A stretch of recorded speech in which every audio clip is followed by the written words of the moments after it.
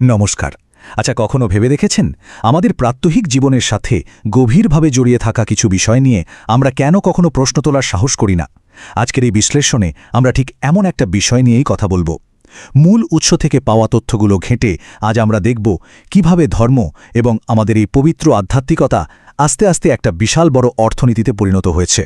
আমরা তলিয়ে দেখব মন্দির বা মাজারের দানবাক্সে জমে থাকা এই যে হাজার হাজার কোটি টাকা, এর পেছনের অর্থনীতিটা আসলে কি, আর বোঝার চেষ্টা করব এই বিশাল সিস্টেম থেকে দিন শেষে ঠিক কারা লাভবান হচ্ছে। তো চলুন আর দেরি না করে বিষয়টির একদম গভীরে যাওয়া যাক। কথায় কথায় তো আমরা বলি সবই ওপরওয়ালার ইচ্ছা, কিন্তু সত্যি করে বলুন তো, ওপরওয়ালার সাথে আমাদের এই যে সম্পর্ক, এটার কন্ট্রোল কি আসলেই আমাদের নিজেদের হাতে, নাকি নিজেদের অজান্তেই সেই ক্ষমতাটা আমরা কিছু সুযোগসন্ধানী মিডলম্যান বা মধ্যস্বত্বভোগীর হাতে তুলে দিয়ে বসে আছি? আমাদের আজকের এই সোর্সের মূল ফোকাসটাই কিন্তু এই অত্যন্ত জরুরি প্রশ্নটাকে ঘিরে। আজকের এই বিশ্লেষণটাকে আমরা মূলত 5টি ধাপে বুঝব। 1. ধর্মের নামে ভয়ের ব্যবসা। 2. কিভাবে আমরা আমাদের ঈশ্বরের কানেকশন আউটসোর্স করছি। 3. আসল ভক্তি বনাম বাণিজ্যিক লেনদেনের পার্থক্য। 4. ভণ্ড বা ম্যানিপুলেটিভ ধর্মগুরু চেনার উপায়। এবং 5. ঈশ্বরকে ফিরে পাওয়ার মাধ্যমে নিজেদের আধ্যাত্মিক স্বাধীনতা অর্জন। তো চলুন শুরু করা যাক আমাদের প্রথম পর্ব দিয়ে, ভয়ের ব্যবসা বা কিভাবে ভক্তি আজ একটা বিশাল ইন্ডাস্ট্রিতে পরিণত হয়েছে। হাজার হাজার কোটি টাকা। একটু চিন্তা করে দেখুন তো ব্যাপারটা। প্রতি বছর সাধারণ মানুষের হাড়ভাঙা খাটুনির এত এত টাকা মন্দির, মাজার বা তীর্থস্থানের দানবাক্সে গিয়ে পড়ছে। আচ্ছা, উপরওয়ালা কি কখনো নিজে সেই টাকা চেয়েছেন, নাকি ঈশ্বরকে খুশি করার নামে আসলে আমরা একটা আস্ত ইন্ডাস্ট্রির পকেট ভরছি? প্রশ্নটা কিন্তু সত্যিই ভাবার মতো। একটু খেয়াল করলেই দেখবেন আজকাল কোনো একটা এলাকায় বড় ধর্মস্থান তৈরি হলে তার চারপাশে কিভাবে একটা পুরো ইকোনমি দাঁড়িয়ে যায়। দোকানপাট, হোটেল, ট্যুরিজম সবকিছুই এই একটা জায়গাকে কেন্দ্র করে বুম করে। এমনকি ভাবলে অবাক লাগে, টাকার বিনিময়ে ঈশ্বরের কাছে ভিআইপি দর্শন বা স্পেশাল অ্যাক্সেস পর্যন্ত বিক্রি হচ্ছে এখন। মানে ধর্ম এখানে আর শুধু আধ্যাত্মিকতায় আটকে নেই, এটা আক্ষরিক অর্থেই একটা নিখাত ব্যবসায়িক মডেলে পরিণত হয়েছে। আর এই যে এত এত দান, এর পেছনে কি আসলেই ঈশ্বরের প্রতি আমাদের গভীর ভালোবাসা কাজ করে? মূল উৎস ঘাঁটলে একটা খুব মর্মান্তিক সত্যি বেরিয়ে আসে। বেশিরভাগ ক্ষেত্রেই এই দানগুলো কিন্তু ভক্তি থেকে আসে না, আসে সেফ ভয় থেকে। এই ভয়ে যে দান না করলে হয়তো আমার পরিবারের কোনো ক্ষতি হয়ে যাবে বা ব্যবসায় বড় কোনো লোকসান হবে। এবার আসুন আমাদের দ্বিতীয় অধ্যায়ে, ঈশ্বরের আউটসোর্সিং এবং এর পেছনে মিডলম্যান বা মধ্যস্বত্বভোগীদের ভূমিকা। একটু লজিক্যালি ভাবুন তো, আমরা যখন অফিসে একটা সাধারণ পদের জন্য কাউকে নিয়োগ দিই, তখন তার কতগুলো ইন্টারভিউ নিই, যোগ্যতা যাচাই করি, তাই না?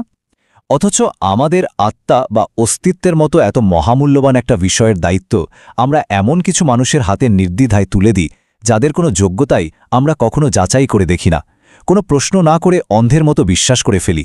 মানে নিজেদের আধ্যাত্মিকতাকেই আমরা রীতিমতো আউটসোর্স করে বসে আছি। একটা সহজ উপমা দিই।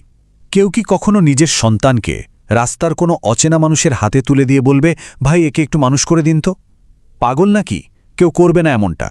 নিজেদের বাড়ি, সম্পত্তি বা পরিবারের ব্যাপারে আমরা সবাই কত সতর্ক, অথচ নিজেদের আধ্যাত্মিক স্বাধীনতার বেলায় আমরা ঠিক ততটাই উদাসীন। ব্যাপারটা অদ্ভুত না? আর এই জায়গা থেকেই শুরু হয় আউটসোর্স করা প্রার্থনার এই অদ্ভুত কনসেপ্ট। ধরুন বাড়িতে বা ব্যবসায় কোনো সমস্যা হলো, আর আমরা কি করি? টাকার বিনিময়ে কোনো মিডলম্যানকে ভাড়া করে তাকে দিয়ে প্রার্থনা করাই, যেন ঈশ্বর আমাদের মতো সাধারণ মানুষের কথা সরাসরি শুনতেই পান না। মানে উপরওয়ালার সাথে যোগাযোগ করার জন্য কি এখন আমাদের একজন দালাল বা এজেন্টের প্রয়োজন? যা আমাদের নিয়ে যায় তৃতীয় অধ্যায়ে, আসল ভক্তি বনাম ব্যবসা, যেখানে আমরা রক্ষা কবচ ও সামাজিক চাপের বিষয়টি বুঝব। আচ্ছা, এই রক্ষা কবচ বা ক্যাভেচের কনসেপ্টটা নিয়ে একটু ভাবুন তো।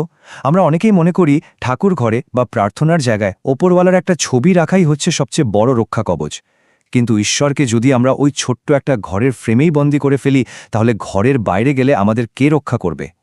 মূল উৎসে খুব সুন্দর একটা কথা বলা হয়েছে, যখন কেউ ঈশ্বরকে নিজের মনের ভেতরে, নিজের হৃদয়ে ধারণ করে, তখন তার পুরো শরীরটাই কিন্তু একটা রক্ষা কবচ হয়ে যায়। তখন আর বাইরের কোনো ভয় কাজ করে না। এটাই আসল শক্তি। দেখুন, ব্যক্তিগত ভক্তি আর এই কমার্শিয়াল ট্রানজ্যাকশনের মধ্যে পার্থক্যটা কিন্তু দিনের আলোর মতো পরিষ্কার।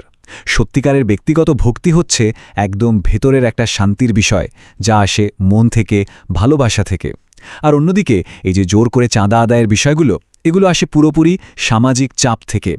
একটাতে থাকে নীরব আত্মউপলব্ধি, আর একটাতে থাকে কান ফাটানো মাইকের আওয়াজ। তাহলে এটাকে আমরা কি বলবো, ধর্ম নাকি চাঁদাবাজি? এলাকার মোড়ে মোড়ে উৎসব বা জলসার নামে যেভাবে জোর করে চাঁদা তোলা হয়, রাতভর মাইক বাজিয়ে সাধারণ মানুষকে, বয়স্ক রোগীদের ঘুম নষ্ট করা হয়, উৎসবগুলোতে কিন্তু এগুলোকে উৎসব না বলে ধর্মের মোড়কে এক ধরনের লোকাল গুন্ডামি হিসেবেই দেখানো হয়েছে।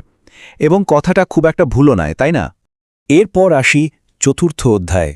এই ধরনের সুবিধাবাদী ধর্মগুরু বা ম্যানিপুলেটিভ গেটকিপারদের আমরা চিনব কিভাবে? সমাজের এই বিশ্বাসকে যারা নিজেদের স্বার্থে ক্যাশ করে, তাদের চেনার খুব প্র্যাকটিক্যাল একটা চেকলিস্ট আছে। খেয়াল করে দেখবেন, প্রথমত, এরা প্রার্থনার বিনিময়ে আপনার কাছে টাকা বা কোনো সুবিধা চাইবে। দ্বিতীয়ত, এরা সবসময় আপনার মনে কোনো না কোনো অমঙ্গলের ভয় ঢুকিয়ে দেওয়ার চেষ্টা করবে। চাঁদা না দিলে বা কথা না শুনলে আপনাকে সমাজচ্যুত বা একঘরে করার হুমকি দেবে। আর কেউ যদি এদের সমালোচনা করার সাহস দেখায়, তাকে সাথে সাথেই অবিশ্বাসী বা নাস্তিক বলে ট্যাগ দিয়ে দেবে। এই রেড ফ্ল্যাগগুলো দেখলে নিশ্চিত ধরে নেবেন এখানে ভক্তির চেয়ে আপনাকে কন্ট্রোল করার চেষ্টাই বেশি হচ্ছে। আর সবশেষে আমাদের পঞ্চম ও শেষ অধ্যায়, কিভাবে আমরা এই সিস্টেম থেকে বেরিয়ে ঈশ্বরকে বা আমাদের আধ্যাত্মিক স্বাধীনতাকে ফিরে পেতে পারি। মূল উৎসগুলো আমাদের বারবার একটা কথাই মনে করিয়ে দেয়, ঈশ্বর হচ্ছেন ভালোবাসার বিষয়, ভয়ের নয়। যে সিস্টেমটা শুধু ভয় দেখানো আর সামাজিক চাপের ওপর দাঁড়িয়ে থাকে, বুঝবেন তার ভিত্তি একেবারেই নড়বড়ে। আসলে যে মানুষ সমাজকে ভয় পায়, তাকে খুব সহজেই ঈশ্বরের ভয় দেখিয়ে কন্ট্রোল করা যায়। তাই ভয়ের শেকল ভেঙে ভালোবাসাকে বেছে নেওয়াটা এখন একেবারে ক্রুশিয়াল। নিজেদের এই আধ্যাত্মিক স্বাধীনতা ফিরে পাওয়ার উপায়টা কিন্তু জলের মতো সোজা। স্টেপ 1, নিজেদের ধর্মগ্রন্থগুলো নিজেরাই পড়ুন। স্টেপ 2, অন্য কারো ইন্টারপ্রিটেশনের উপর নির্ভর না করে স্বাধীনভাবে এর আসল অর্থ বোঝার চেষ্টা করুন। আর স্টেপ 3, ঈশ্বরের কাছে একদম সরাসরি প্রার্থনা করুন। ব্যাস, এই কয়েকটা সহজ ধাপ মেনে চললেই দেখবেন আপনার আর কোনো কমার্শিয়াল মিডলম্যানের প্রয়োজনই পড়ছে না। কারণ দিন শেষে আমাদের হৃদয়টাই হচ্ছে আমাদের চূড়ান্ত তীর্থস্থান। আধ্যাত্মিকতাকে যখন আপনি নিজের ভেতরে ধারণ করবেন, তখন পৃথিবীর কোনো ভণ্ড, কোনো ভয় দেখানো মানুষ আপনার উপর আর কোনো কন্ট্রোল খাটাতে পারবে না। ওপরওয়ালা যখন আপনার নিজের ভেতরেই আছেন, তখন বাইরের কোনো ফেক গুরু বা দালালের কাছে দৌড়ানোর তো কোনো মানেই হয় না, তাই না? সবশেষে একটা প্রশ্ন রেখে যাই আপনাদের কাছে। আমাদের এই পবিত্র বিশ্বাস কি এভাবেই অনন্তকাল ধরে একটা বিশাল ইন্ডাস্ট্রির পকেট ভরাতে থাকবে, নাকি তা অবশেষে ভয়ের খোলস ছেড়ে আবারও মানুষের হৃদয়ে ফিরে আসবে? এই উত্তরটা খোঁজার দায়িত্ব এখন পুরোপুরি আমাদের। কারণ ভয় দিয়ে নয়, স্রেফ ভালোবাসার মাধ্যমেই আমরা আমাদের আসল স্বাধীনতাটা ছিনিয়ে আনতে পারি। ভাববেন কিন্তু।